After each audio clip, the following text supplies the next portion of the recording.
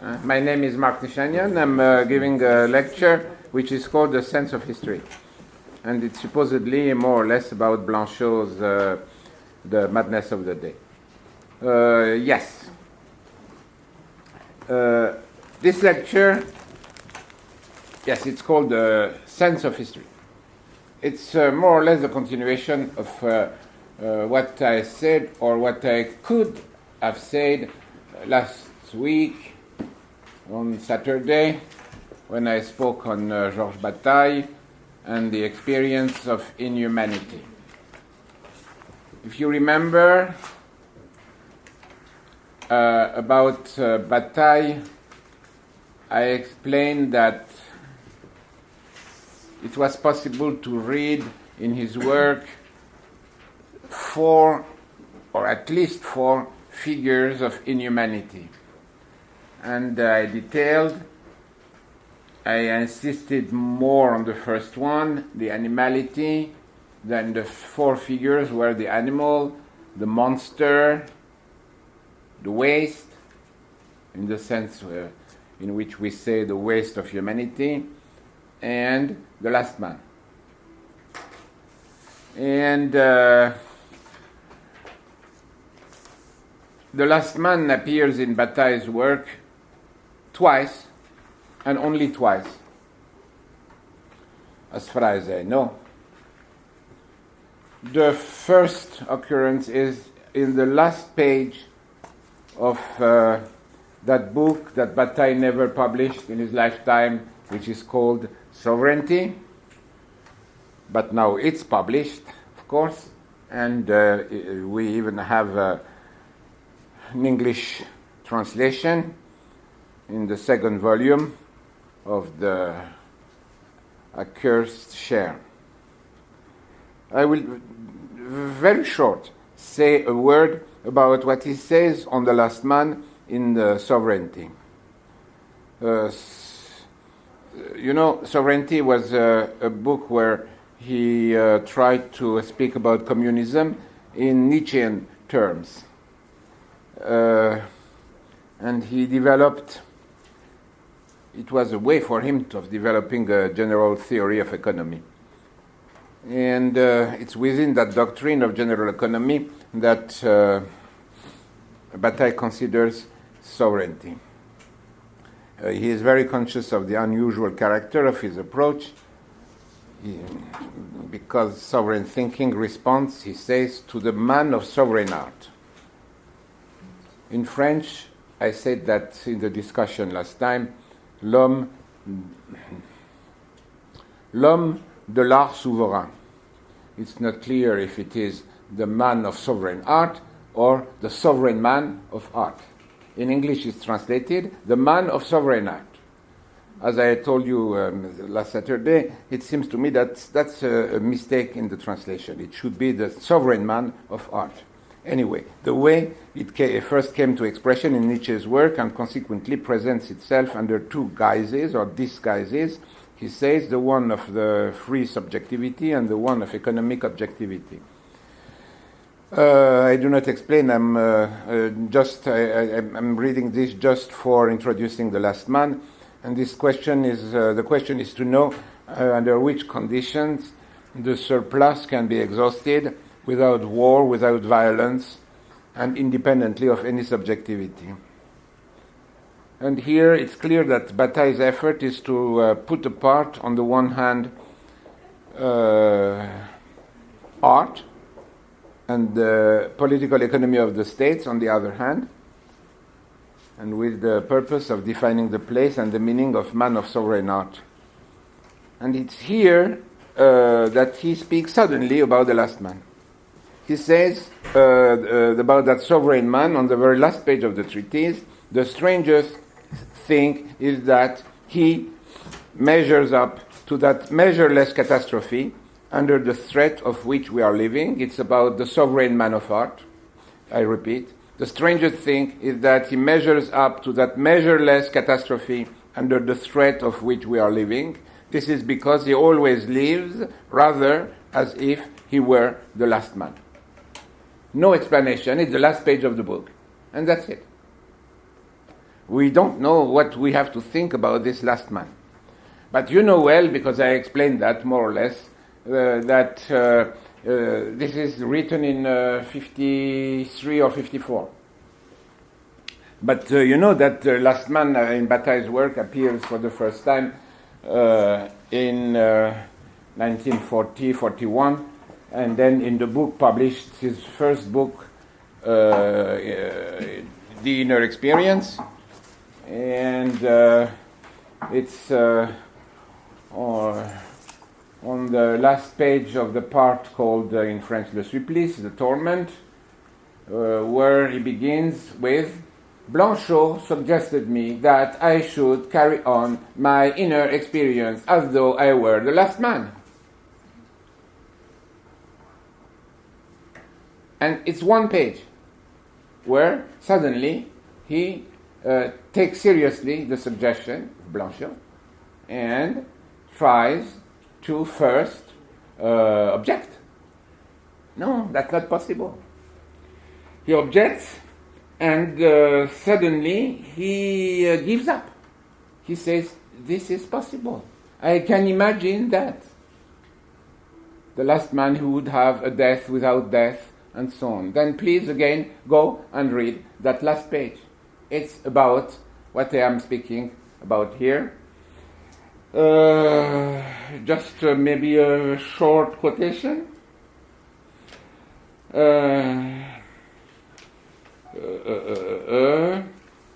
He says the subject in that page, in the experience, gets lost. He is lost in the object, which in its turn dissolves itself. But the subject could not dissolve to that extent if its very nature didn't allow the change. In the experience, the subject, in spite of everything, remains. Then it's a usual topic in Bataille that he repeats again and again. The subject, in spite of everything, remains, and so on. And at some point in the page, where it's the phrase or the sentence where clearly he is giving up. He says the subject throws himself out of himself, but he does it in the status of the witness of himself, he says, as the antique chorus. And it's which means that suddenly he has understood what Blanchot is telling him. The last man is the man without a witness.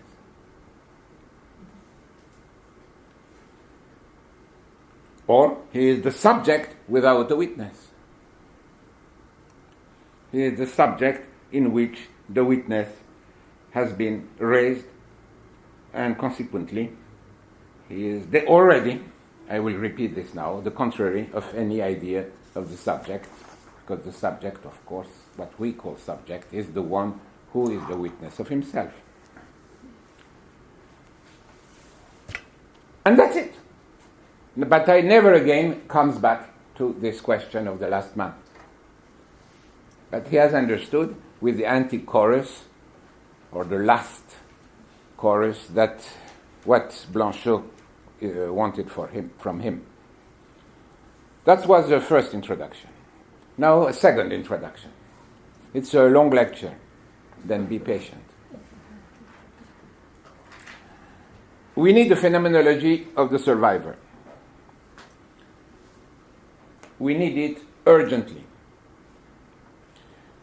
And we need to understand the following once for all. The survivor is not the witness. This sounds strangely familiar. Agamben taught us that the survivor is not the real witness. Do you remember? This is why I have to insist. When I say the survivor is not the witness, I do not mean it with Agamben's categories in mind. I would even say on the contrary. And hopefully this contrary will become clear at the end. I will not return to it explicitly.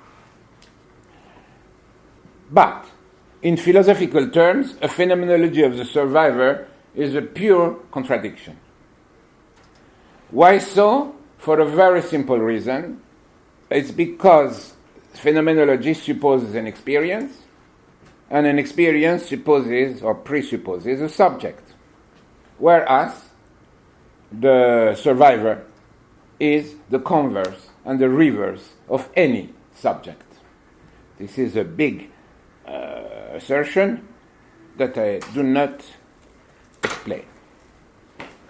And anyway, beyond all the Lacanian splits of the subject, which were the delight of our philosophical gentry in the 60s and the 70s, Agamben's essential project, was to found or to refound a philosophy of the subject, quite explicitly, but a philosophy of the subject that would take into account the most extreme descents, I would say, of the human available to him, the one of the Muslim in the camps, and therefore a philosophy of the subject which would have as its touchstone what he called the paradox of Levi, that is to say, then based again on the figure of the witness, the touchstone, this paradox of Levi, hence his theorem, according to which the witness does not bear witness for the facts. I will continue, but this is a theorem which will stay attached to the name of Agamben for all eternity. Then I repeat, the theorem according to which the witness does not bear witness for the facts. He does not bear witness for an experience. He bears witness for the what he calls the integral witness, the one who cannot speak. He therefore bears witness, explicitly formulated this way, for the impossibility of bearing witness. He bears witness for the impossibility of bearing witness. That's Agamben's formulation. Of this paradox, because it's one, Agamben claims logically that it contains the only possible refutation, he says, of every denial of the existence of the extermination camps, because that's one of his also purposes, to refute the refutation. And it's an extraordinary consequence of the theorem that it's the only possible refutation of every denial of the existence of the extermination camps, and it is to the extent that it is not possible to bear witness to Auschwitz, to the extent that the survivor, he says, speaks only on the basis of an impossibility of speaking, that Auschwitz is absolutely and irrefutably proven. I explained this in the chapter maybe 4 of the perversion again. Okay. Anyway, Agamben proceeds here, first of all, with a systematic rebuttal of the idea of testimony as refutation, as the constitution of an archive. There is no room for refutation, or rather no room for the historiographic style of refutation. You see, we find ourselves at the very limit of which Lyotard was speaking, there where historical knowledge sees its competence impugned. That's Lyotard. And then, yes,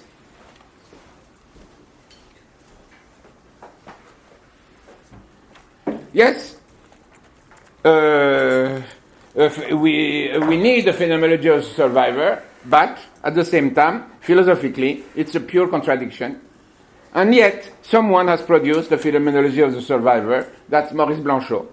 He did not it philosophically. He did it, if I may say so, novelistically. He worked on it for years through all the stories, narratives, novels that he published between 1948 and 1957. That is to say, between the death sentence, l'arrêt de mort in French, and The Last Man, Le Dernier Homme, 1957. He did it in particular in that prodigious story first published in 1949 with the title Récit, with or without a question mark, because we have both. Then republished as a book in 1973 with a different title, The Madness of the Day. Okay? You know the beginning of The Madness of the Day. I am not learned. By the way, we send the link of The Madness of the Day. Hopefully some of you have read the 8 pages. It's a short story. if it's a short story, of course, we'll see. I'm not learned, I'm not ignorant, I have known joys, and that is saying too little. I'm alive, and this life gives me the greatest pleasure, and so on. About this story, again, Blanchot's commentators have written that it was autobiographical. Maybe it is. In any case, the narrator recounts something about himself in the first person.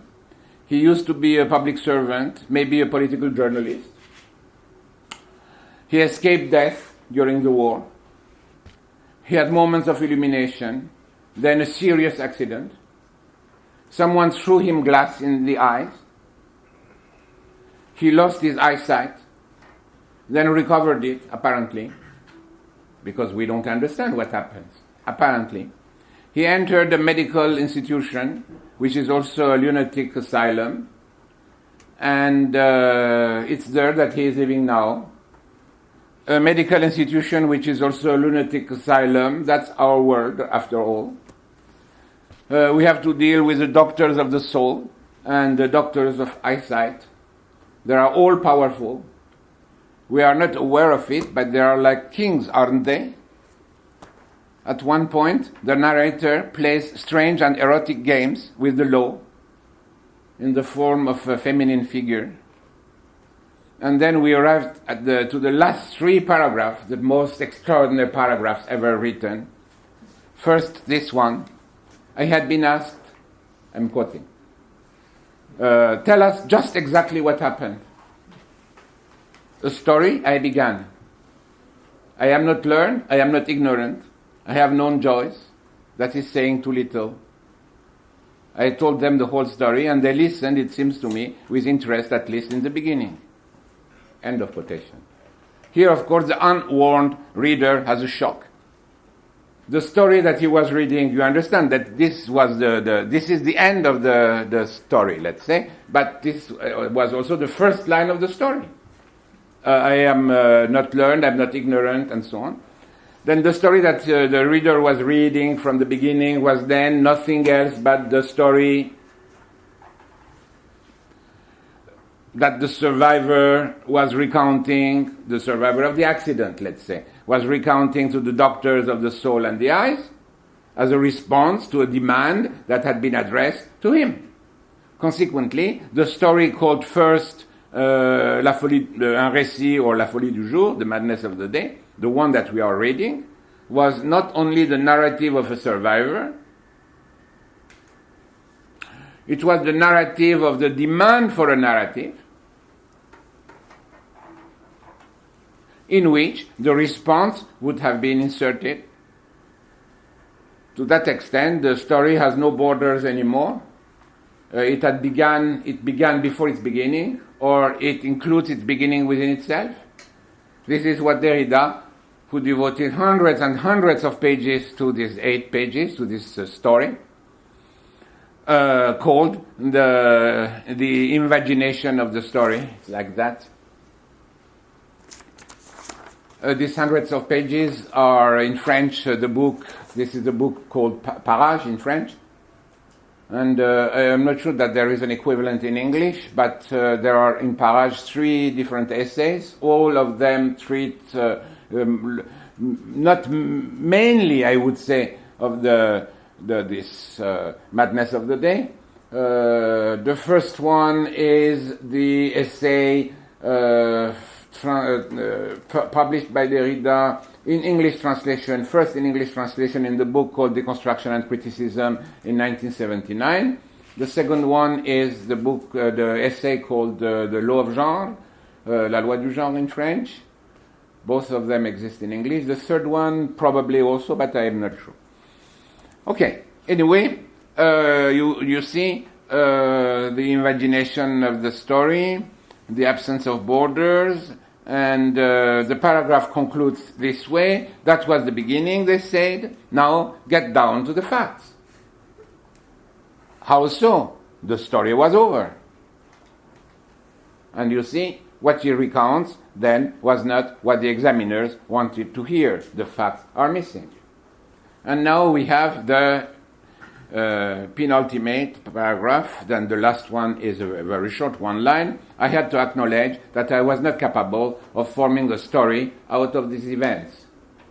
What I'm reading to you here is that Blanchot's translation, Blanchot's The Madness of the Day. In the translation, there is one translation, the translation of Lydia Davis, which was published in a book, but also in a Blanchot reader. It has a name, this Blanchot reader, Blanchot reader, I don't remember. Okay, then you can find it there. Station Hill. Station Hill, bravo.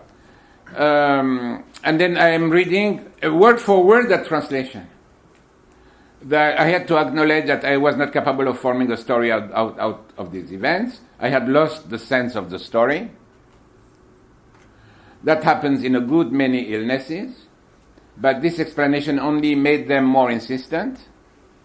Then I noticed for the first time that there were two of them, and that this distortion of the traditional method, even though it was explained by the fact that one of them was an eye doctor, the other a specialist in mental illnesses, constantly gave our conversation the character of an authoritarian interrogation, overseen and controlled by a strict set of rules.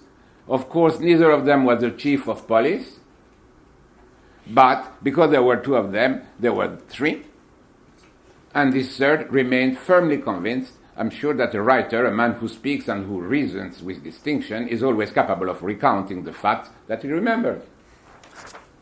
And then comes the last line, a story. No, no story, never again. In French, un récit, non, pas de récit, plus jamais. And the beginning of the paragraph that I read just before, je dus reconnaître que je n'étais pas capable de former une histoire à partir de ces événements.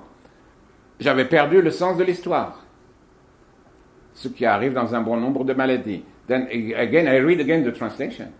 I had to acknowledge that I was not capable of forming a story out of these events. I had lost the sense of the story.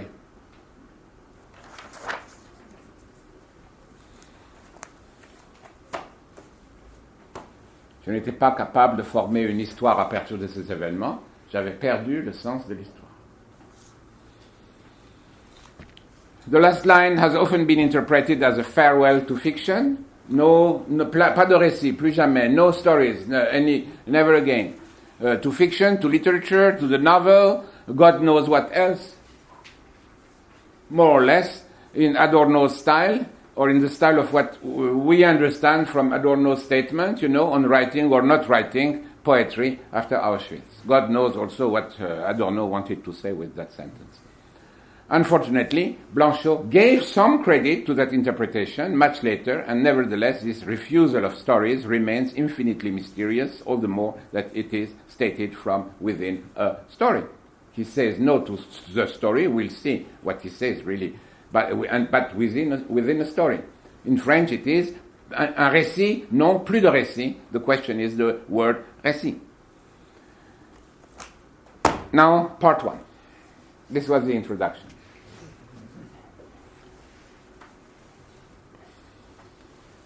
Every reflection on the French word récit and on the inquisitorial demand for a récit, which is what we could call the subject matter of the madness of the day, suppose or implies an interrogation on the structure of the event. You recount something, then behind what you recount, supposedly, there are events. It demands that we interrogate the nature of the catastrophic event. We already surmise that the privilege, if I may say so, of the catastrophic event as such, the reason why it is catastrophic is that it undermines or simply destroys that through which an event becomes an event or a fact for us, simple mortals. Let's say in simple terms, the capacity of witnessing and bearing witness. I repeat this sentence, we surmise that the privilege of the catastrophic event is that it destroys the possibility of the event to be an event or a fact. We not know exactly. We are at the beginning. An event or a fact. But more simply, it destroys the capacity of witnessing and bearing witness through which facts become facts for humanity. Without that interrogation on the nature of the catastrophic event, the presentation of the demand for a récit within a récit, or narrative within a narrative, if you want, or a narrative of a narrative account within a narrative account, would remain incomprehensible. Without the interrogation, I repeat, on the nature of the catastrophic event, the particular subject matter of the madness of the day will be incomprehensible. And which is the subject matter? It is, I repeat, the inquisitorial demand for a narrative account. No less incomprehensible would remain the no pronounced by the survivor, which is a no addressed to the narrative account. Le récit. We know that no survivor whatsoever, or whomsoever, in real life has ever said no to the narrative account. Quite the contrary, the survivors have never ceased to speak, even when they stayed mute all their life long, which also happened. They never ceased to want one thing, and only one thing, to inscribe the event in what we call history. They never ceased to believe in the truth of history, truth as history, and history as truth. Derrida has commented everything, as I said before, in The Madness of the Day, every line, every word, every comma, everything. Yes, he has produced an overall commentary, essay after essay, lecture after lecture. That was in 1979, where he gave these lectures everywhere, from the United States to France, Germany, and so on. He commented every single formulation, but one phrase. There is one phrase that he didn't comment. A phrase written or pronounced by the survivor in his account of the catastrophic event, written by order of truth, as they would say, by order of court, as a response to the pressing demand of those who want the truth, of those who believe that the truth of the event can be stated in a discourse which is ruled by historical truth. And this phrase that Derrida has never commented upon is the following. I say that in French. J'avais perdu le sens de l'histoire.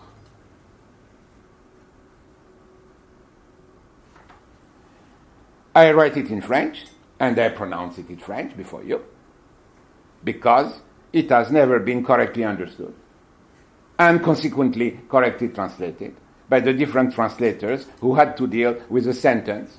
Then first, Lydia Davis, the original translator of The Madness of the Day. Then the successive translators of Derrida's different essays that occupy themselves with Blanchot's narrative. First, James Halbert, the translator of Survivre in Deconstruction and Criticism. Then Avital Ronel, the translator of La Loi du Genre. Then Derek Attridge, the editor of Acts of Literature, in which The Law of Genre was republished. Which makes a lot, and probably many others. Our interrogation, therefore, begins with a question of translation. The word histoire, in French, should not oppose such an insuperable obstacle to its translation. After all, it's a simple word. Yes, it's true that histoire can mean story and history, but history and history are different. They should be distinguishable for a translator. And nevertheless, it is the case that the sentence pronounced by Blanchot's survivor has been translated each time in a very strange way. Then we thought at the beginning, when I began, that the problem was the translation of the word récit into English, which is also the case. But we see there is another difficulty, which is the translation of the word histoire into English. Then, first about the sentence, j'avais perdu le sens de l'histoire.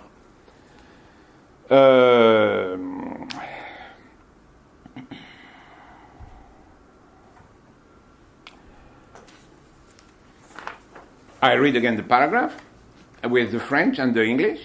Un récit, je commençais. A story, I began. Okay? Je leur racontais l'histoire tout entière. I told them the whole story. Okay?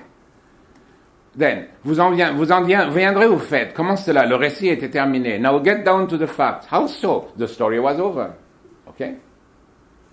Then, the next paragraph, je dû reconnaître que je n'étais pas capable de former un récit avec ces événements. I had to acknowledge that I was not capable of forming a story out of these events. Okay? And then, the central sentence, j'avais perdu le sens de l'histoire. And here, Lydia Davis translates, I had lost the sense of the story. Which sense? Which story? Le sens de l'histoire in French, it's an expression. And it's not about the story, it's about history. It's very simply a mistake by the translator, nothing else.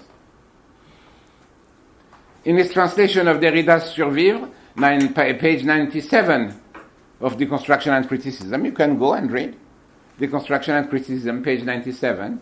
James Hallberg first quotes word for word Lydia Davis' translation, but he adds, because he understands that there is a problem here, then he adds the word récit into brackets each time then the word récit occurs here, and is translated story by the translator. And when he comes to the sense of history, then he has the impression that it doesn't work, and then he changes the translation, and he writes, it's worse. He writes, I had lost the sense. Yes, I had lost the sense of the narrative, which is an absurd correction, because the translators are unable to admit that there is that here it is a question of history as the history that we know, the history that we write, history as that in which the events occur, history as the object of historians, or occasionally the philosophers of history, or else history in the sense of Kafka when the latter writes, it's at the end of Josephine, the last short story by Kafka, we are not a people of historians. They are unable to admit that in Blanchot, the denunciation of the inquisitorial demand for a narrative account, for a récit, is carried out, among other things, against history. Against the history of historians. History as the source of the injunction addressed to the survivor. He speaks, the survivor, because there is an injunction to speak. History as the source of the injunction addressed to the survivor, the injunction that he addresses, in fact, to himself as well. The inquisitorial injunction to present a truthful account of the facts. In other words, a testimony. Is it that difficult to admit that an author can denounce truth as such, historical truth, truth as history? It seems that yes, it is really difficult. Next, Avital Ronell's translation of Derrida's La Loi du Genre in French, again takes up Lydia Davis' rendering, brings some modifications, but keeps the phrase as it is. I had lost the sense of the story. It so happens that now, later in the same essay, Derrida mentions only once in these hundreds of pages, the expression le sens de l'histoire in a purely transitional way. I will read this. In French? In French? Why in French? No, in English. He not only troubles the survivor, the narrator, the representatives of the law, the lawmen, who are the legists, doctors, and the psy in French. who demand of him but are unable to obtain an organized account. You see, Derrida again and again himself tried to explain what happens in this story. And then here he explains, who demand of him but are unable to obtain an organized account, a testimony. He uses the word testimony. Wow. That's Derrida. A testimony oriented by a sense of history or his story, ordained and ordered by reason, and so on. I read the French. Il n'inquiète pas seulement les représentants de la loi, les hommes de loi que sont les médecins, les légistes et l'épilepsie, qui exigent de lui, sans l'obtenir, un récit organisé, un témoignage orienté par le sens de l'histoire. A testimony oriented by the sense of history.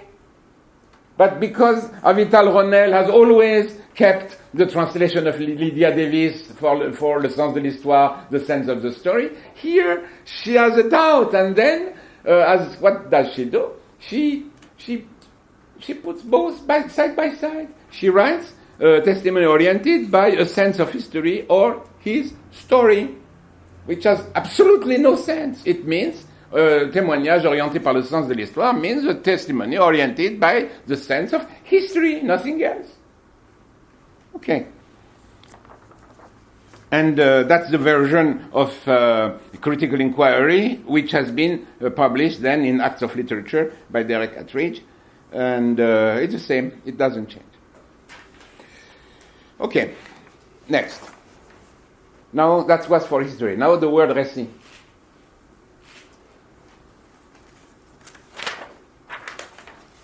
In Acts of Literature, Derek Attridge, the editor, writes the following. I quote. Ronel's translation is given here with some editorial modifications made in the light of the revised version published in 1986 in Parage. Why 1986? Parage is not when 1986, maybe? Yes, maybe. Okay. Then what happens here? The editor of the book has taken up the translation of Avital Ronel, the translation of the Law of Genre, first published in Critical Inquiry, has republished that in Acts of Literature, and has made changes. I didn't know if he had the right as an editor to make changes. Probably he had. I don't know if he had the agreement of Avital Ronel. Hopefully he had. But there are changes between the two. And the essential modification concerns the word récit in French. For the sake of brevity, I will content myself by citing the editor's note, page 226. I quote, the translator's use of the French récit,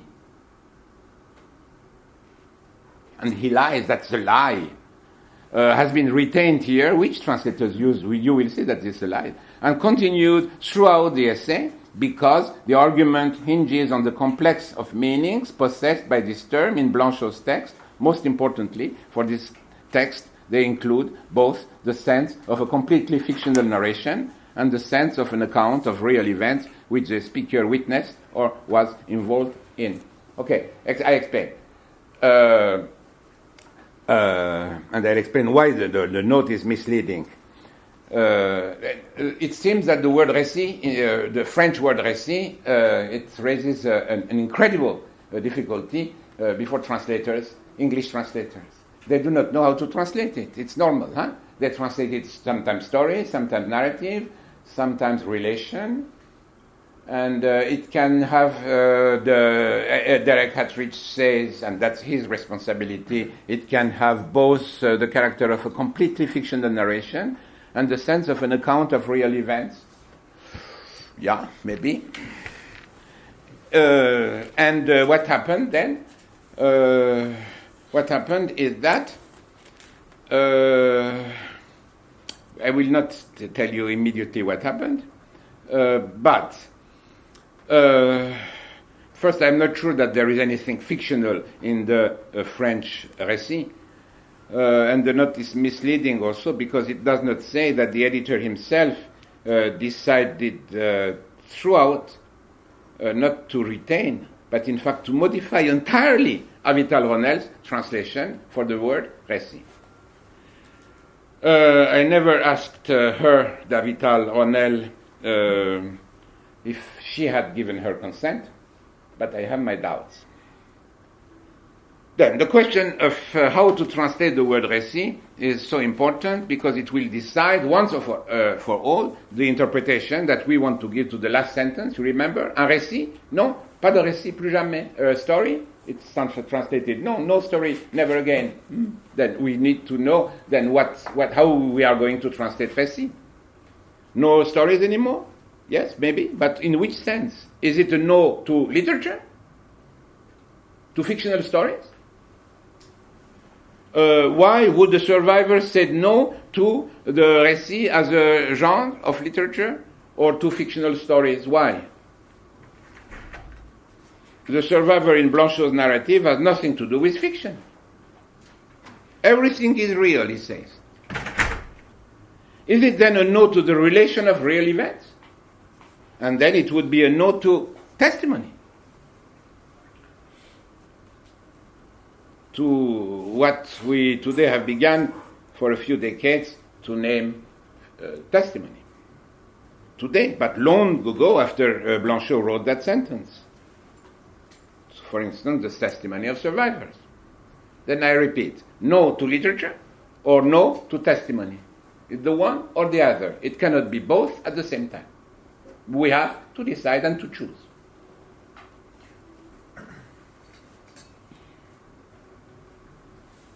Is it the no to literature, poetry, the novel, fiction? The way it has been supposedly pronounced by Adorno, I say. And that in that case it would be a commonplace. Or is it the no to testimony? The fact is that Derrida has very often spoken about these questions of translation. He constantly addressed his translators, and then he even once questioned explicitly on how to translate the word récit into English. The best known of his essays on translation are, maybe you have heard about them, Détour de Babel, published in difference in translation, and a last one, Qu'est-ce qu'une traduction relevante? What is a relevant translation? Very good title, in 2001. I skip something here about the commentary by Derrida of Walter Benjamin, himself commenting the German Romantics. And I come to the note written by Derrida in the lower rim of the essay called Survivre. Survivre, you know, it's a very long essay, and it has two parts, the upper part and the lower part. And the lower part is a number of, probably, of notations that he had done for himself in the time when he was writing the essay, and then he published all of this in a small strip or rim in the lower part of the page. And Derrida says the following. Note to the translators. I don't remember, it was translators or translator. Maybe plural, maybe singular, I don't remember. How are you going to translate this? Récit, for example. Not as nouvelle, novella, nor as short story. Perhaps it will be better to leave the French word récit. It is already hard enough to understand in Blanchot's text in French. An essential question for the translator, the sur, on, super, and so forth, that is my theme above, also designates the passage by a translation, the trans of an Übersetzung. Übersetzung in German is translation. Page 86, this is page 86 of Deconstruction and Criticism. End of the quotation. Yes, but if you leave the word, the French word récit, then you don't translate. Then you don't decide. You remember what I said just 2 minutes ago? You have to decide. In that sentence, it's explicitly the question of a language that translates itself at the moment when it is spoken. in the madness of the day, we don't see where the question of the translation is hidden.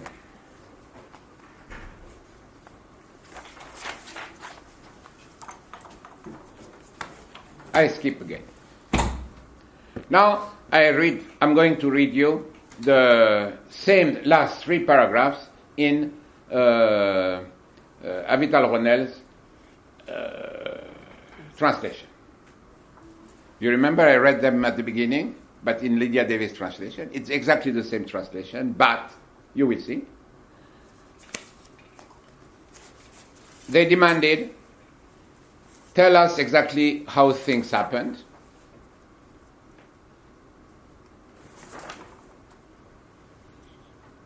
Un récit, je commençais. In English, now she translates. An account, I began. I am neither learned nor ignorant. I have known some joys, so on and so on. After that beginning, they said you should proceed to the facts. How so? The account was over. You see, she translates systematically in her first translation, récit by account. Not by story, not by short story, narrative, anything else. Account.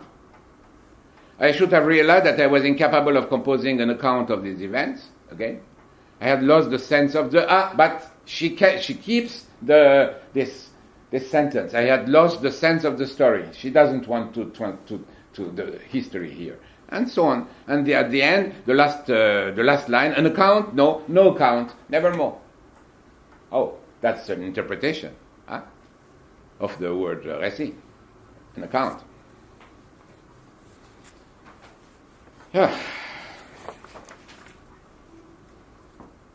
How come? It's because Derrida told her, on the phone maybe, at that time there was no email, that, you should translate account. And I asked Derrida in 2003, yes, he told Avital Ronell, you should translate by account. But I never asked Avital Ronell because I was not in good terms with her. And then, in Critical Inquiry, the translation of La Loi du Genre, we read the following. It's Derrida is speaking about what? About his faithful récit should render justice unto the law. Son récit fidèle devait faire droit à la loi ou something like that. And then I read the English translation. Son récit fidèle devait faire droit à la loi. His faithful récit, it's a text by Derrida, translated into English by Avital Ronell. Okay? Then, his faithful récit. Then, we have a parenthesis. But let me borrow, for the sake of simplicity, and because it conforms fairly well to this context, the English word account, parenthesis close. Hence, his faithful account of events should render justice unto the law. The law demands a narrative account. And from here on, L'Avital Ronell translates récit by account. Why? As I told you, because Derrida suggested the translation, of course, but in the text, you see the parenthesis? Let me borrow for the sake of simplicity. Who says that? Derrida doesn't write in English. How can he write the sentence, let me borrow for the sake of simplicity, the English word account? She makes Derrida speak English. It's extraordinary, that moment, that interpolation in the text. Because it's obviously Derrida who speaks, not the translator. It's not a note by the translator in the footnote at the bottom of the page, not at all. It's in the text itself. Derrida speaks in the first person. And he speaks English. He is not monolingual anymore. Wow. And it's the only location in his whole written production, and God knows that his written production is voluminous, the only location where Derrida ceased to be monolingual, as I said. I must insist, it's not a note by the translator. Here it's Derrida. He speaks in the first person. He speaks, the translator transcribes.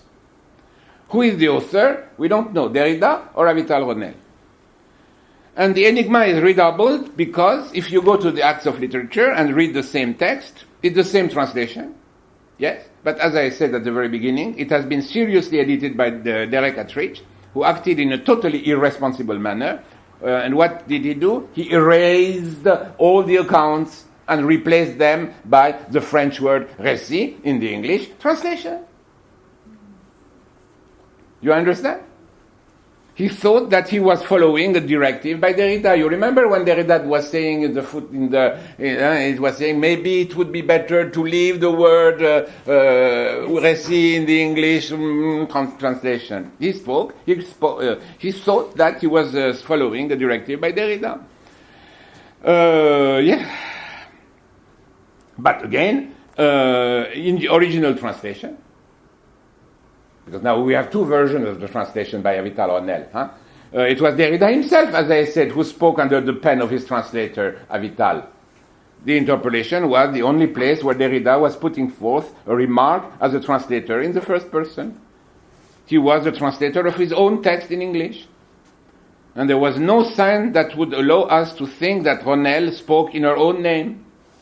And you understand now that changing the translation of récit from account to récit implied, of course, the erasure of the interpolation. The interpolation doesn't figure in the final publication of the law of genre in Acts of Literature. But to erase the interpolation was tantamount to silence Derrida, to silence Derrida's translator as his own translator. It's an act of censure. He simply censured Derrida. Yes. It's a double structure of translation, you see, which is exactly congruent to that of testimony, but I will explain that another time. I don't know, as I told you, if how Avital Ronel accepted this erasure of Derrida's spectral I in her translation, and I never asked her. Part 2. Now, part 2 has a number of paragraphs. This was the question of translation, part 1. And it was interesting enough, I think. Part 2. I come back to what I began to say at the start of this lecture. I had lost the sense of history. I will say this first in a harmless way. The nature of the catastrophic event cannot be grasped by a historical discourse. The truth beyond the truth of survival, and in French, because this is, by the way, because before continuing I will say the following. This was written in French, and it was the object of a lecture that I gave in a colloquium in France in January. And then Karen Jalatian helped me to translate this in English, or I helped him to translate this in English. And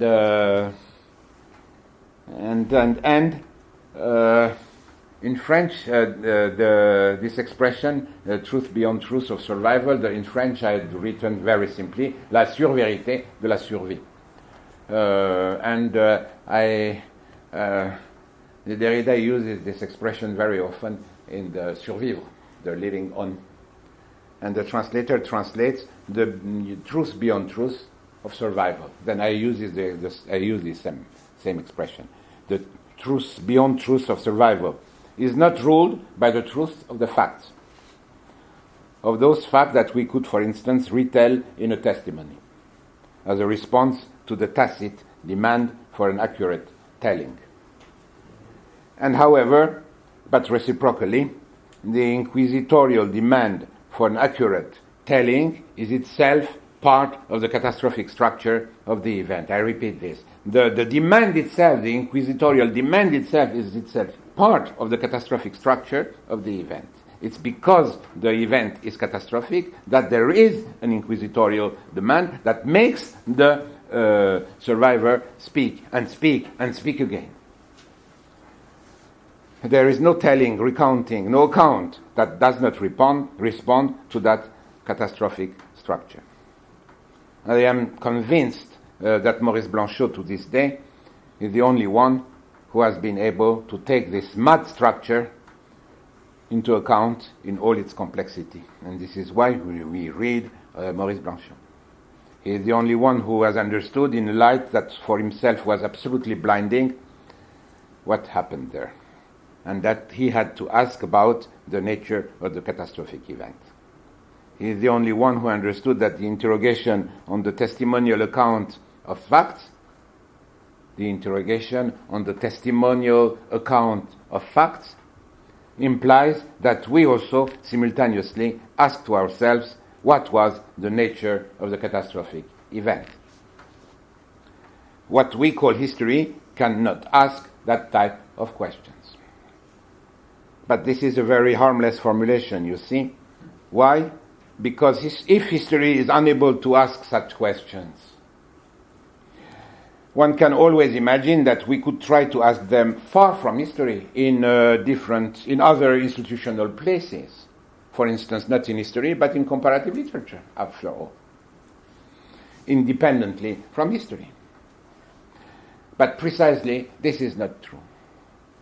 The question that interrogates the nature of the event can be asked only against history, not independently of history. Why, again? Because history is denialist in its very essence. I already pronounced a phrase like that. It's not the first time. It demands a truthful account and the establishment of responsibilities. Through that very demand, which clearly is a demand for truth, ruled by the structure of truth, it nullifies any possibility of apprehending the truth beyond truth of survival, and also, of course, the truth beyond truth of the catastrophic event, which is a crime without truth. The catastrophic event is a crime without truth. But there would be no history without truth. History is therefore condemned to not understand the catastrophic event, which is a crime without truth.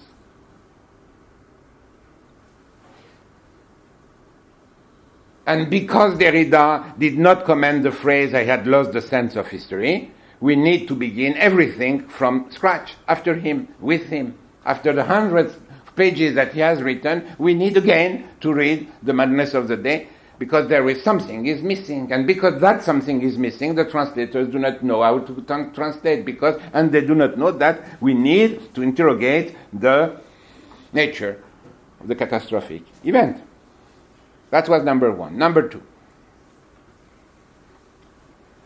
the survivor is submitted to the demand for a narrative account. Un récit, it's a narrative account. Nowadays, this is what they call testimony. Survivors' testimonies conform themselves to the demand in all cases. This survivor's testimony, the one that we read in The Madness of the Day, is uttered as a response to an injunction to testify that comes from the language polished and policed by history. What we call a testimony never speaks about the catastrophe.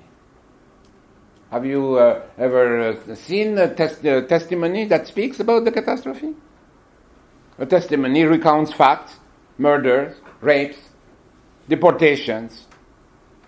Yes. Never will it be the question of the catastrophe in narrative accounts submitted to the inquisitorial demand. Blanchot's The Madness of the Day is a textual machinery that radically problematizes testimony. It shows the invisible. Behind testimony, it evinces, it lays bare the injunction. The injunction to retell, account, give an account, and so on. It says, tell us exactly how things happened. It says, you should proceed to the facts. The survivor complies. He conforms to the demand. No survivor has ever said no to the injunction.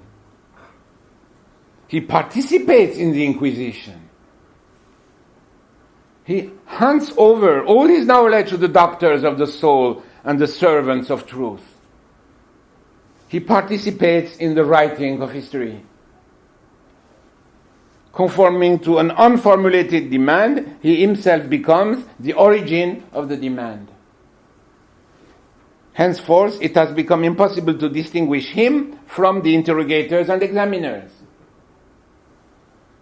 Besides, why would he set himself apart? He is part of the Society of Historians.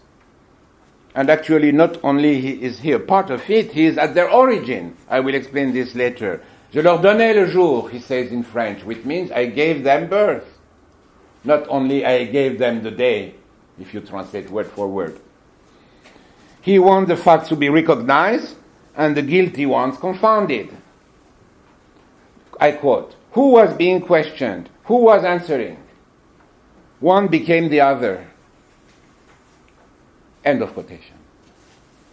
Besides, historians already know everything, as you know. I quote, they do not question, they, of course, they know already everything. They do not question in order to know. Now I quote, they had pointed out to me that my answer would not reveal anything, because everything had long since been revealed. That's very clear. End of quotation. Which is true. More than Blanchot himself could have ever imagined. Who ever thought that the thousands and thousands of survivors' testimonies now on the shelves of American universities were gathered in order to reveal the truth of the facts? It began at Yale with the Fortunoff Archive for Holocaust survivors. The same is true for Armenian survivors here at UCLA and elsewhere. You know very well. Who is interested? Who reads them? For whom are they gathered? God knows.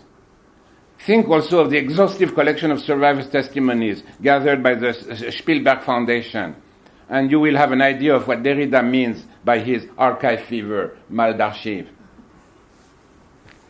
But Blanchot wrote all of this in 1949, not in 1979. He didn't know yet anything about the archive fever and the era of testimony.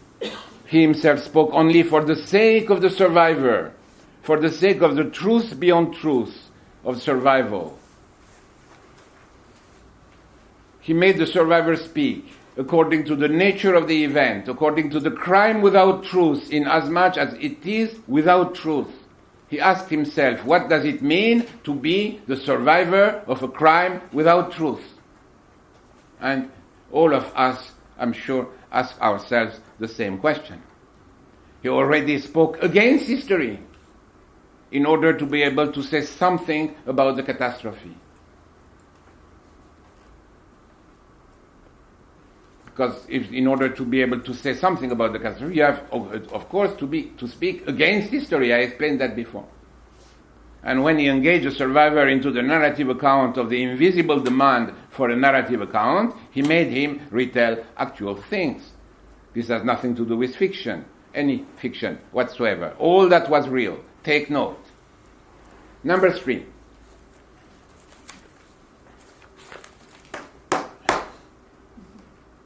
History is written in view of reconciliation. Reconciliation is carried out at the cost of the nature of the crime. By definition, it ignores what a crime without truth could be. And it so happens that reconciliation does not accept silence. You have to speak. It obliges one to stand in front of a tribunal and to speak, to retell, to utter the facts. You remember, you know, all the tribunals of reconciliation throughout the world, and in the last how many years now? 25, 30 years. South Africa, Rwanda, Argentina, and so on, so on. The survivor always complies in the end. The survivor of the madness of the day complies as well. Like every other survivor, he recounts. He offers a narrative account. But the account that we are reading exceeds the account foreseen by the demand for a narrative account, since it lays bare the demand.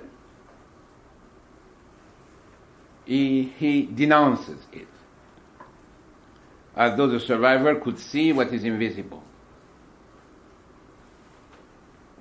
That survivor, the survivor who is able to do that, is not to be encountered in real life. This is why I will call him the absolute survivor. The absolute survivor is or would be the one who does not deny himself as a survivor. The one whose only life is a life after life. The one who comes back dead, as the dead witness that he is. The one who is able to say no to the narrative account, to demand of the narrative account. It's not that easy to lose the sense of history. The absolute survivor comes back as the dead witness that he is. He comes back dead. He is dead. And speaks as such. It is in this vicinity that Derrida quoted Nietzsche and his considerations in 1972 about the last philosopher, who is also the last man. Nietzsche said, "No one speaks to me but myself, and my voice comes to me as the voice of a dying man." Number 4. The demand for a narrative account is always inquisitorial. It is always inflicted to oneself. The narrative account has always that double structure. Then the number 4 is about the double structure. Twice double, you will see, of which both sides are perfectly personalized. There is one side who, or that, issues, emits, and transmits the injunction, and the other side who, that, receives the injunction. Yet, for 2 centuries now, the source of the injunction has had the time to become institutional, to institutionalize itself. Today, the source of the injunction. It occupies university chairs all over the world. No hidden recess of our souls, no circumstantial detail of the inaugural accident can escape it. I quote, "To hide is forbidden. It is a mistake."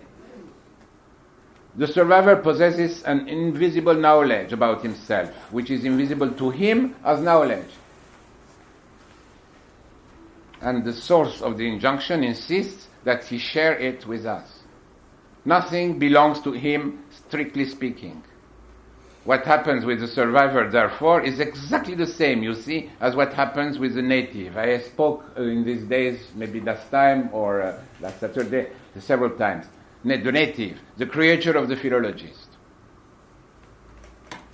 You, me, natives. Who does not have as his own any knowledge that would not be in advance the knowledge of the philologist. I quote Blanchot, "The annoying thing was that their authority loomed larger by the hour. One is not aware of it, but these men are kings." End of the quotation. It's about the doctors. It could be about philologists and historians as well. I quote, "Throwing open my rooms, they would say, 'Everything here belongs to us.'" And you see the rooms, opening my room. Then he has several rooms in the institution, as many academic specialties. "Everything here belongs to us. They would fall upon my scraps of thought. This is ours. They would challenge my story, talk, and my story would put itself at their service. In haste, I would rid myself of myself. It's extraordinarily explicit." End of quotation. It's not possible to be more clear than that. I quote again, "I distributed my blood, my innermost being among them, lent them the universe, gave them the day." It's here that he says, "I gave them the day. Je leur donnais le jour." And indeed, what would they become, these doctors of the soul, these professors and these philologists and historians also as well, if they did not have the native and the survivor at their disposal, if they did not have the natives and the survivors' disaster at their disposal also, in order to be what they are themselves.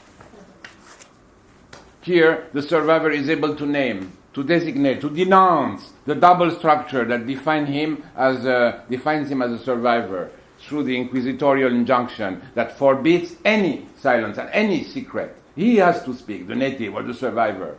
It's this capacity of naming, of pointing out, that makes him an absolute survivor. When he is able to point out the demand, the injunction to speak. The absolute survivor replays or reenacts the birth, the inauguration of the disciplinary or testimonial narrative at the moment when he designates the source of the injunction, and so on. Of course, he cannot do that outside of this denunciation of the demand for a narrative account. It's done from within a narrative account. It's within a récit that Blanchot writes, no récit anymore. Huh? And you see, this is the law of what Derrida calls deconstruction. And that's why in the essay of 1979, Derrida wrote that the narrative account of the demand of a narrative account is, in French, le récit de la déconstruction, ou la déconstruction en récit. The narrative account of deconstruction, or deconstruction as a narrative account. Then we are also explaining Derrida at the same time here. You see, what he calls deconstruction is exactly that denunciation of the récit, demand of the récit within a récit, and so on. Number 5.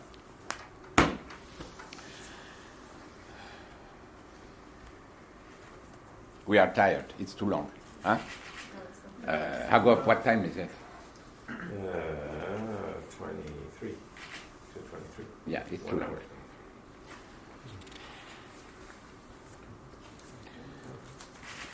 We can take like 3-minute break if you want to.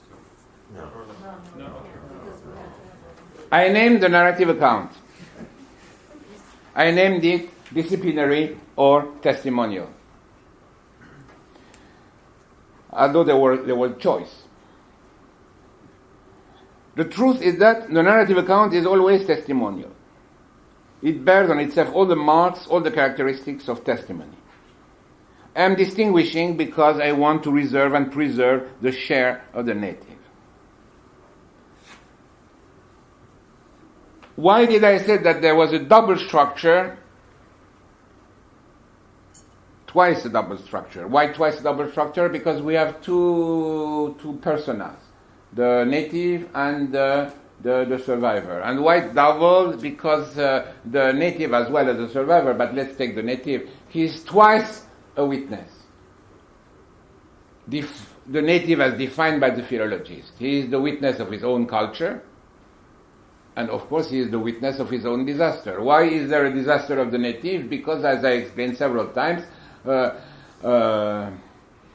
long as there is no philologist who comes and makes him speak, then the native knows nothing about himself.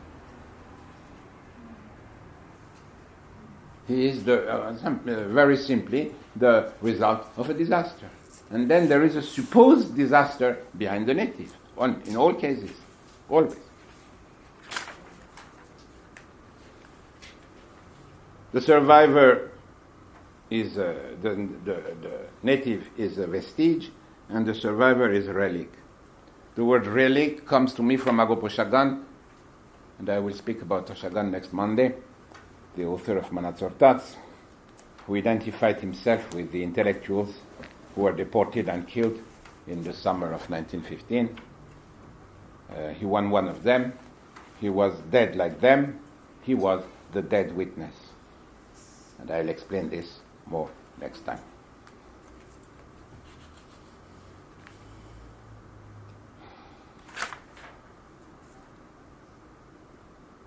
Number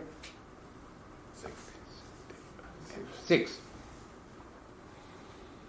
The absolute survivor then is, or would be, the survivor as identified to the dead witness. Or the survivor as the dead witness. He is the one who speaks as dead.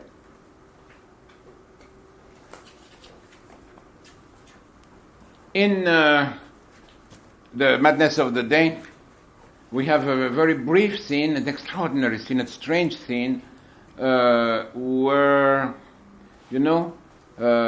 he begins like that. Outdoors, I had a brief vision, and I quote, "This brief scene excited me to the point of delirium." And what is the scene? The scene is a very insignificant one, very simply. It's in Paris.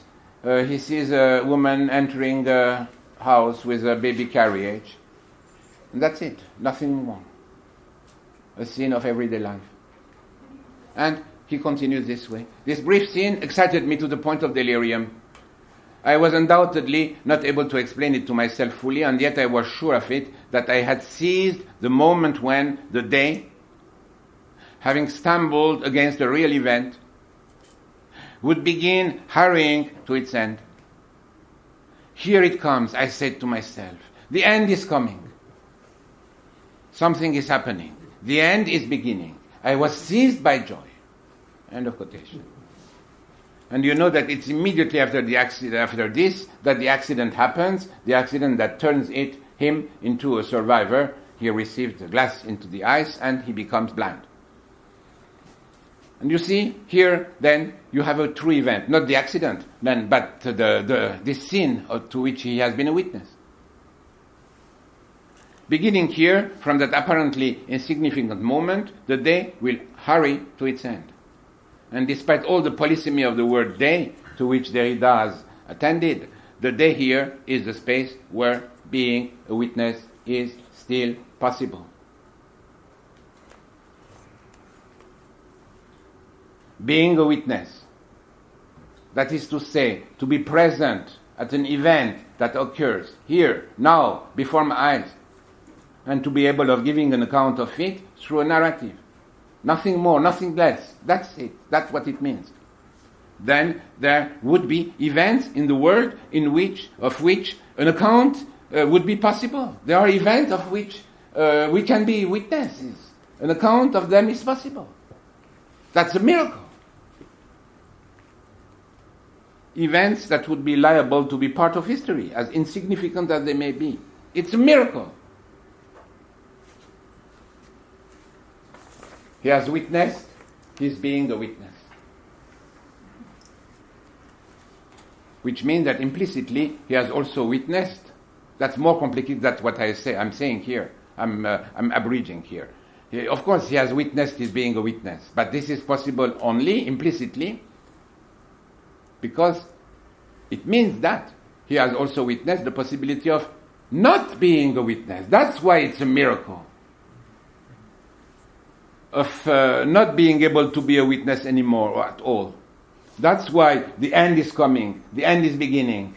That's why the day, having stumbled against a real event, would be hurrying to its end.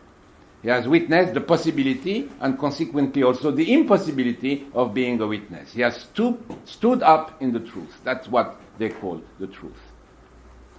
And now comes the important part. And probably I will, after that, not read to the end. You see, the pure witness has stood up in the truth of his experience. His or her. Here, it's his. He recounts his experience in the course of his narrative. But the narrative, the one that we are reading, has not been written by the witness, whoever he may be. It's the narrative of the survivor, the one who survived the death of the witness. It's the narrative of the one who identified himself with the dead witness, like Hagopo Shagan in the same years. And what this story says, in fact, is that he, the one who speaks, died as a witness. And dead as a witness, he woke up as a survivor, as the bearer of that death. And between the experience of the pure witness and the narrative of the experience, what took place between them, the catastrophe. Then from all this, one thing must be deduced. the witness and the survivor are radically distinct. They are even the converse of each other.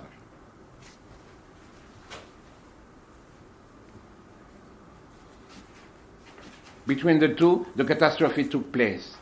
That is to say, a very real event whose truth, nevertheless, is to be without truth. That's what the catastrophe is. A very real event whose truth is to be without truth. Submitted to the demand for a testimonial narrative about an event for which there can be no account in testimonial terms, the survivor is first driven to demand justice, to beg for a reparation, to initiate a lawsuit. You remember? When I woke up, I had to listen to a man ask me, it's a quotation, "Are you going to sue?" A curious question to ask someone who has just been directly dealing with the day. End of quotation. A curious question indeed. And our survivors do not cease to resort to the law and to tribunals, as you know. They have not understood that the catastrophe has taken place, even if it has not yet arrived, let's say arrived to them. They have not understood that it was irreparable, that it would never be recorded in history, any history, forever, and that no tribunal was entitled to take into account a crime without truth. And then he is subject to the injunction to produce an account. He can denounce also the injunction, and both also the account. And all this has nothing to do now whatsoever with the experience of the pure witness. The survivor does not witness the possible end of the power to witness. He sees that power, or its end, face to face. More exactly, what he sees face to face is the madness of the day, he says. The light become mad, the insane daylight.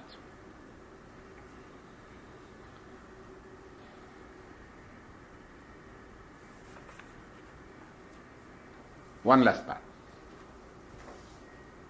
What did I explain until now? Many things. The catastrophe is a crime without truth, or the truth of it is that it is a crime without truth. Of course, we need to work against history in order to understand that. Very clear. Okay. Then, last part. We learned something about the French word récit, something that we didn't know. We learned that nothing could be said of it without taking into account the nature of the catastrophic event. That's what we said at the beginning. It is in the horizon of the catastrophe of seeing, the glass in the eyes, that the demand for a narrative account plays out. The survivor as a relic, the dead witness, the man with the torn gaze, has made emerge from within a narrative the general testimonializing of the narrative. Every narrative after that is a testimony, because that's what the injunction wants it to be.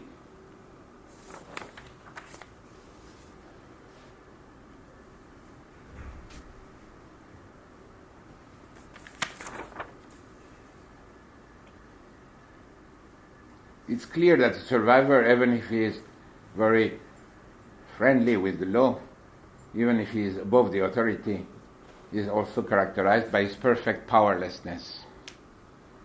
It's clear that he lets, Blanchot says, or the law says to him, justice be offended in his person, which is so remarkable. Why does he let the justice be offended in his person? Because you know very well, justice will never be rendered for the crime without truth. And since he is the dead witness, no one can do anything to him, but he also can do anything. I quote, his acts remain without a consequence. This is again terribly clear. And so long as the law of tribunals did not have their say, there will be never any reconciliation. We have seen this too. The survivor can't do anything about it. The dreadful wind of forgiveness could blow starting from the end of time. You know this text by Walter Benjamin, 1922, 2-page. It exists in English, it seems to me, where he says that yes, we will forgive, he says. That's in 1922. But at the end of time, and forgiveness is a terrible thing. It's the storm of forgiveness will blow from the end of times toward us and destroy everything, he says. This is why the law can say to the survivor, you are famine, discord, murder, and destruction. And this is why the law, from now on, inseparable from the survivor, is herself the angel of discord. Yes. And now, maybe last considerations. We have also learned this, which follows naturally. The history of extreme events cannot be written without the law of tribunals. That's what in French I called le droit carré. I'm calling it here the law of tribunals. Extreme events are those which are perpetrated against the fact, the very notion of fact. I had the occasion of explaining this in my historiographic perversion. History wants facts. It obliges. It says, get to the facts. The crime without truth does not yield to the injunction of history. Once and for all. This is why the law of tribunals intervenes. The law must intervene if one wants at all costs that the crime be inscribed as fact in the human community, that it acquire a truth, which will always be only the truth of history, of course, nothing else. And yet, it is the case that we are not a people of historians, as I said before. To want to inscribe the crime as fact is to ignore the nature of the event. You know that, you have understood that. To bend it to a truth that doesn't belong to it. It amounts to conforming to the modern apparatus of the will. History, I repeat, is denialist in its essence and its origin. It denies the truth beyond the truth of the survivor. And not so just today, it has been so since the origin. It's not just history's irreducible limitation, it's that which founds history as a discipline. It is being denialist. It is its seed, its root, its condition of possibility. It is that which gives it birth. And this is how it sees the day. It will never challenge this limitation. No sudden burst will ever make it enter into dialogue with the survivor. And I have one more page, and it's important. Then be patient, 3 more minutes. But conversely, history, and only history, is the guardian of the truth structure in front of the survivor, or face-to-face with the survivor. In front of the survivor, this is important, because so long as the survivor as relic, as dead witness, as his own image, as ghost, does not intervene, history does not need to manifest itself and doesn't need to manifest itself as guardian of the true structure of the events.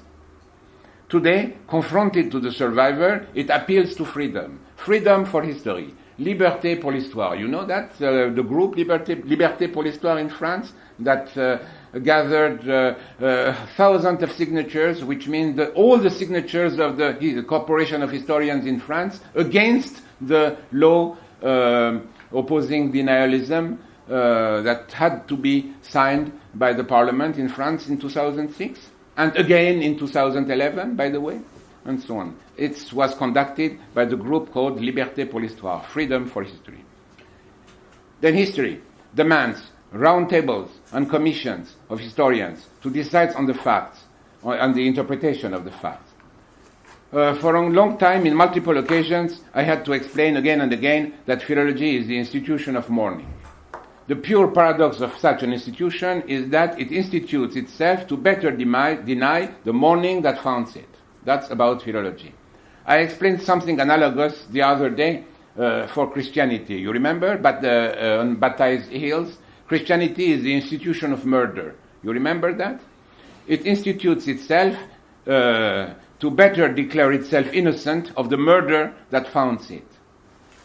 Wow. Christianity is the institution of murder, the same way as philology is the institution of mourning. You see, it's the same thing for history. It institutes itself in order to better negate the survivor, to better negate the catastrophic nature of the catastrophic event. At the end of the day, it has no other function. History has no other function but to deny the catastrophic nature of the catastrophic event. And what I am saying here is true. If it is true, then history, as I said, is pure denialism. Lyotard said these things before me. He said them in a different language, and of course, no one reads the philosophers, and no one understands them anyway. Then we can speak for 1,000 years. It will not change anything. The survivor participates body and soul to his own negation. You know that as well. He is the lifeblood, the elixir of history. He desires history to the point of dying for it, if he were not dead already. History is the institution of the survivor, the same as philology is the institution of mourning, and Christianity the institution of murder. My last page. What does the law say to the survivor? She says, why do you let justice be offended in your person, which is so remarkable? Remember? That's true.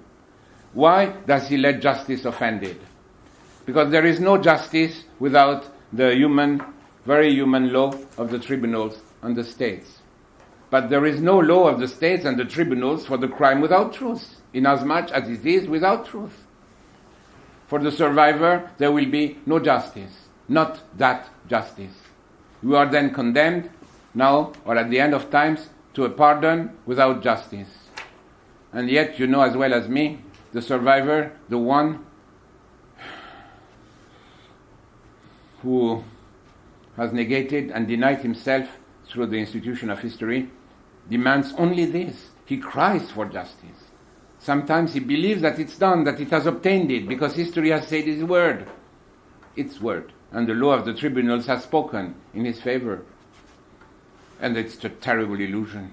It's a mistake, incredible mistake on the nature of the event. And what else did the feminine figure of the law say to the survivor? She says, if justice becomes weak in you, she will weaken in others who will suffer because of it. End of the quotation. This time it's a question of a justice through the law of the tribunals. It's not the question of a justice that would need historical... It's not the question of a justice that would need a historical recognition by the guardian of the true structure, history. It is the question of a justice of the event, of a survival without self-negation, self-denial, without a guardian, and so on. Which clearly means that the law, as a woman, because she is a woman or a girl here, urges the survivor to destroy his own institution, history. She urges the survivor to act regardless of any consequence. She urges him to become again what he used to be, the terrible tempest of forgiveness that blows from the end of times, the tempest that destroys everything on its way, in the presence of which men, it's written, I can help it, men dug pits and buried themselves in them to get out of its sight. So terrible it was, to get out of the sight of the survivor who did not let himself be tamed by history. But this was an immemorial past, in a mythical era in which supposedly, hypothetically, the survivor was not yet his own negation and his own denial. It was then before history. They would say to each other, has he gone by? Blessed be the earth that hides us. Were they so afraid of me? The survivor asks. Fear, and the law answers. Fear was not enough for you, nor praise from the bottom of the heart, nor an upright life, nor humility in the dust, and above all, let no one question me. Who even dares to think of me? End of quotation. Who dares to think as far as the law before history? Who dares to think of the devastating storm which would destroy, if ever it blew, the present institution of history? Thank you very much. It was long. I apologize.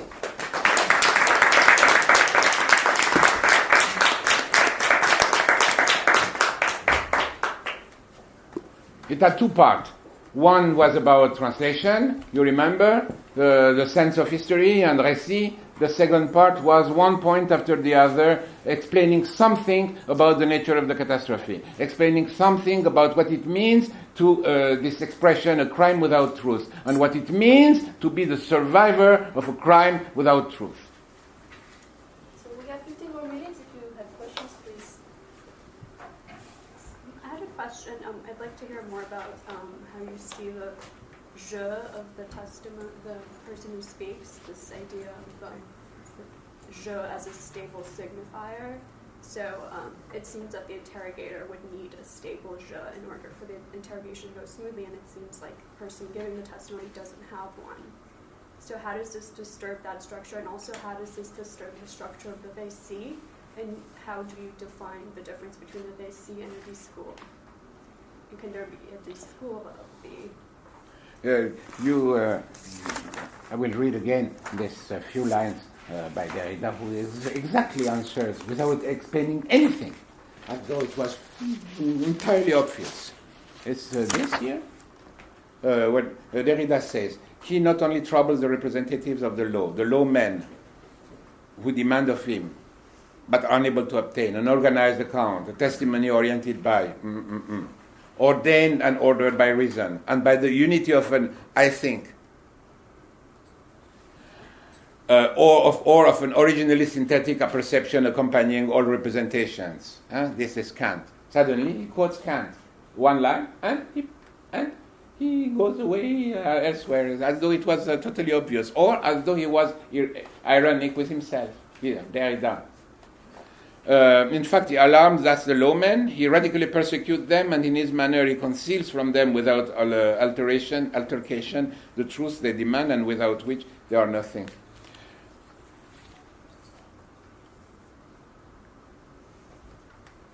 The survivor is the contrary of any subject. And we have someone here who cannot gather himself within an I, but both an I and an I myself, first person and so on, in order to be able to construct, to produce a narrative account. The anti-humanist par excellence. It's anti-humanist par excellence. It's beautiful. Because of course it's necessary to understand how it was constituted, this modern subject of which Kant is speaking supposedly, with his I think, the synthetic perceptions and so on and so on. Yeah, it's strange that Derrida, who has written so much about these pages, he doesn't explain more here, as though it was clear for everyone that, yes, of course, it's a subject that is deconstituted here entirely, so on. Yeah? Yes. And about récit and discours, no.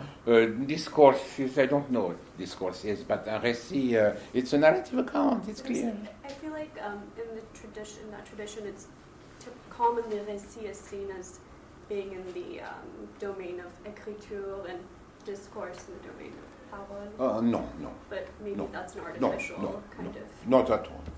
A récit in French can be written, can be oral, and discourse has nothing to do with written or oral. It has to do with it could be, before we had the word ideology, and then Foucault came as the new messiah, and now then it was not ideology. What you understood under the name of ideology, maybe then it has nothing to do with written or oral. It has come to be seen in that way, though, which I think is interesting. And it has nothing to do with that. And you know well that, for instance, the other day also I was speaking about Orientalism, 3 days ago. Then the strength of Edward Said is that he was not a philosopher, he didn't need to be, and he didn't ask himself what he was describing. Is it a discourse? Is it an ideology? Is it a representation? 3 very different things. A representation, an ideology, a discourse. And because he didn't distinguish between them, he mixed everything and it became a beautiful book. Yes. Do you think history is condemned to its own logic, or there might be a possibility of its... No, there is no possibility of its... No. And if I was, fortunately, dear Fortunately, others have said that probably better than me before me. For instance, Différent of Lyotard is entirely from begin to the end about exactly the answer to your question. In particular, paragraph 92, 93. I think so. Yes, no capacity of correction. The competence of history is definitely impugned with, say, Lyotard. Yes. So, okay, this is a very rich talk. And you mentioned Derrida's Maude Archive and gave an example of the Shoah Foundation and the Yale Archives of the survivors who submit, in your words, the demand to talk, to give an account for all kinds of reasons, posterity, the law, whatnot, tribunals. But there's another kind of testimony that I think exists that you didn't address, which I would be curious to hear what you think.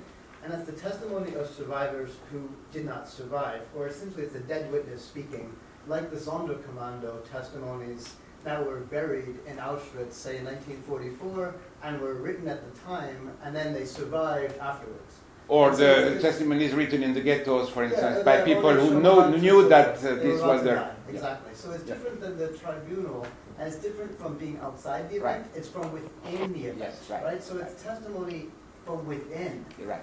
And so where does that fit here? And I think it fits your paradox interestingly because you have the dead witness speaking from within, right? So is it the kind of converse of the absolute survivor here? What does this do for you? It's a good question. It's the first absolute survivor. I have a friend, Catherine Coquillot in France, who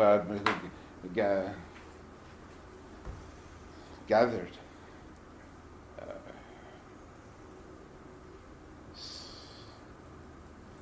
a number of these testimonies from the ghetto, for instance, mainly about these ones. Her work about mainly about those who were speaking about children, so on. And also there is the book by Didier Berman, again in French, but translated into English, on the photographs taken by 4 photographs that we have taken by the members of the Sonderkommando who were able to introduce photo, how do they say in English? Camera in the camp, and to take photos from the crematorium number 4. So, yes, this is very much similar to what I called the gestures of the absolute survivor. But there's a because they are already dead. In fact, they act as though they were already dead. But there's a co-option though of that by the historic. Post factum. Yeah. And I think that has a lot of bearing on what it becomes. And I think the whole issue here is that cooptation issue, the institutional breadth of the historic or history, that institution that says to the survivor, you will tell me everything, it's the state. There are no secrets, you'll have no secrets, you'll have no autonomy, you'll have no power, what you have is mine, you're mine. And then that entity is truly dead. That is the death of history. That's, to me, is death, the historic. But there's a second death. My second death and your second death may be the same or different. My second death is that the one who has potency, which is you're alluding to, is the dead. It is the dead of anti-history. It is the survivor that speaks the lexicon, the actual, if possible, lexicon of the dead, which is impossible, so he does the impossible. Because there is no representation of truth ever. I mean, at the core of this, we're talking about phenomenology and other issues, and representing a truth, whether catastrophic or not. The linguistic attempt is homogenizing. Its heterogeneity is limited. Okay, but I saw that in your that you were not sure, huh? I have no categories also. I do not know. As I said, yes, maybe we could put them in this category of absolute survivors, but maybe not. I do not know. In fact, it's very particular. The problem is not maybe what they wanted to do, or is it possible to reconstruct what they wanted to do? My problem, which is not very difficult to understand, was what we do, what we did, or what we are doing usually when we place them in museums, we write books about them. Then we are again entering into the logic that I am describing. Maybe, I'm not sure. I do not know. The way that Benjamin read Kafka, he says it's about Haggadic literature. It's literature of transmission. It doesn't matter about the content, the act of transmission. And I think that's what the Song of Commanders was doing here in 1944. It's an act of transmission to the future that's unknown, without any tribunal, without any history, exactly. So to speak, not for historians, but an act of sending out. Okay, but when you say this, you save testimony? You know that you see that I am criticizing everything of testimony, everything. But you save testimony in some way when you speak that way. Yeah. Mm-hmm. Yeah. That's what I'm trying to Any more questions? I was thinking actually the opposite takes place in the India-Pakistan partition. There are no testimonies, there is no history, and the whole critique about the massive murder that takes place, the huge, it's just a massive amounts of people killed by your neighbors, the people you've known for many generations, they get up and start killing you. So the partition of India and Pakistan, the whole critique of the government is that they have not made memorials and they have not created the history. The facts are not recorded. The only way that it is remembered, or I'm not sure if that's the correct word to use, but through literature and short stories generally. And there's a very beautiful short story which I will send you about Manto and this mental institution in which they talk not about the horror or the killing or anything, but just this sheer madness of the idea of that this place that was India is now Pakistan, and how is that possible that all of a sudden the ground has shifted under your feet? But it speaks to all of that horror in a very roundabout kind of manner, and it brings it to the front. So how would you, is that testimony, is that history, is that the truth? When you say there is a truth of it, that it is a crime without truth, you are still saying there is a truth, right? There is a truth there. How do you access that truth then? Are you going against Adorno and saying, no, it is through poetry or literature? Yes, I've repeated so many times that only literature can speak about the catastrophe, which does not represent the catastrophe, which is not, but speak about the catastrophe in the most general way. Yes. I have no answer. I do not. I remember only Gayatri Spivak very much adamant for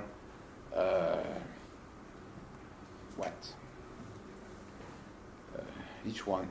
It was a very commonplace also. Each one has his own or her own tragedies. The one is not better or worse than the other, and so on. I do not know. Do we need memory? Yes. Do we need transmission? Yes. Do we need transmission to the unknown future? Yes. Do we need the historians for that? Yes. Yeah. I have no answer. Excuse me 1 second.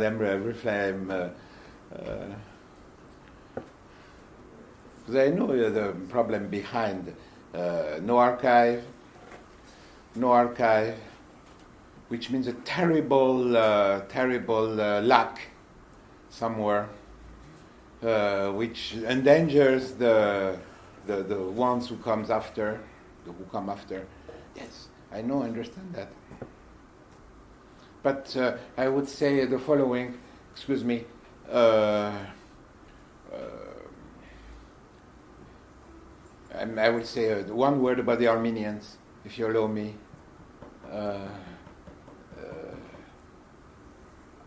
95 years after the fact, the historians, French, named Raymond Kevorkian, published for the first time a history of the facts.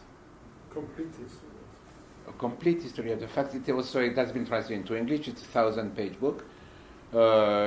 Not too much publicity has been done around the book. Okay, 95 years after the facts. Where were the historians? They speak so much. They want so much. And so on. They needed 95 years in order to produce a history of the facts. Wow. And was it necessary? Yes, I encouraged him for 20 years. Yes, and I made him work, and he produced the book. It was the first time. And then, yes, I am speaking so much against the historians, yes, because history is denialist, because it denies the possibility of understanding what the catastrophe is, but I also encourage Raymond Kevorkian to write his book, of course. Okay. Yeah. I'll try to be brief. I have three little questions. Well, not so little. But first, before I ask those, the issue of archive and lack of archive you just mentioned, I'll say a very simplistic and maybe overwrought statement, but I guess the lack of archive is okay if the survivors are, I'll put it bluntly, killing their enemies.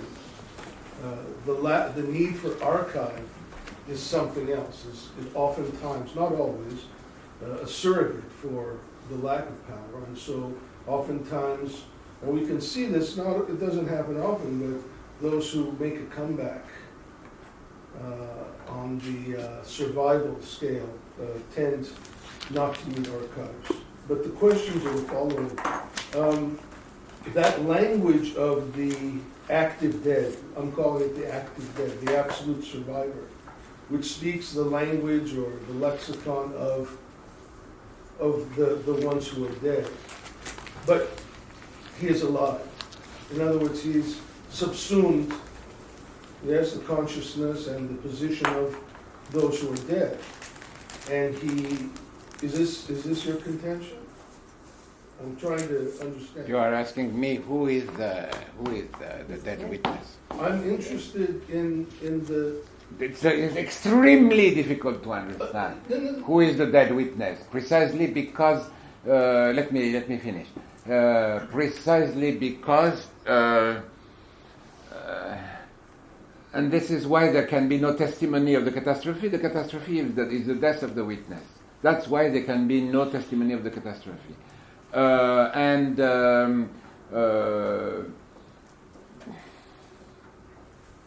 What can we do with your own death as a witness? You cannot we cannot bear witness for it because the witness is for you is dead. Then it's extremely difficult to describe. That's why Blanchot's book are so difficult to read, because he is speaking about this again and again in The Last Man in particular, because it's the book which is devoted to this question: who is the dead witness? How can I meet him? I have an encounter with him. Should I be his witness? Because there is no witness. He cannot be his own witness. Then should I be his witness? And immediately the answer is no. I shouldn't do that, and so on. And there is a whole logic in The Last Man around these questions. It's extremely difficult. But isn't he the one who is the terrorist? Isn't he the one? What? The terrorist. He isn't that person. It isn't that. He is shattering history's language, and he doesn't want to be co-opted. He's saying, I'm dead, but I'm alive here. And I'm reaching out, and you may not see my face.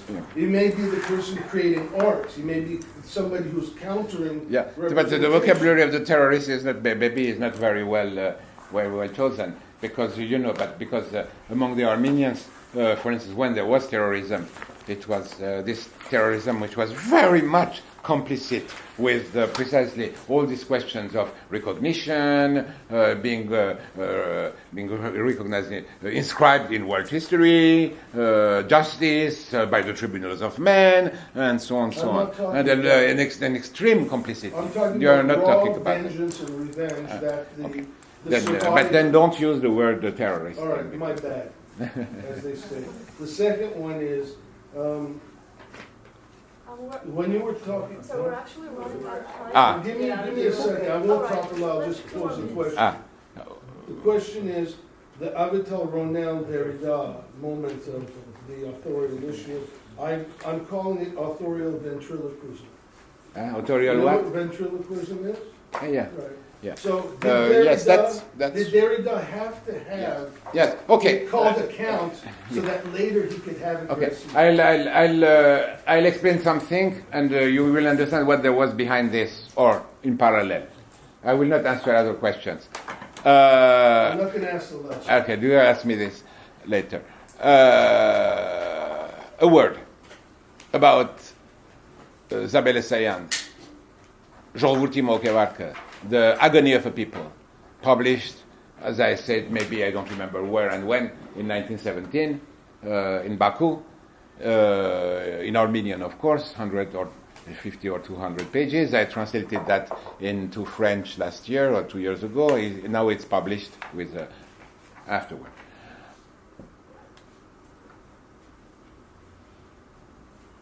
She makes a survivor speak. She is the one, it's the ventriloquism. She is the one who has the pen in her hand. The survivor is called Haktoroyan. She is called Zabel Essayan. The survivor speaks. She transcribes. The survivor speaks in the first person. He says, I was there, I was in Diyarbakir, I was in, and then I went with, I saw this and this, the camps and so on. Everything is in the first person. Okay? And she transcribes. At the end, she signs. Zabel Essayan. Who is the author of a testimony? The one who transcribes or the one who speaks? It's exactly the same with this interpolation by Avital Ronel or Derrida, who speaks through the pen of Avital Ronel and so on. Okay. It's beautiful.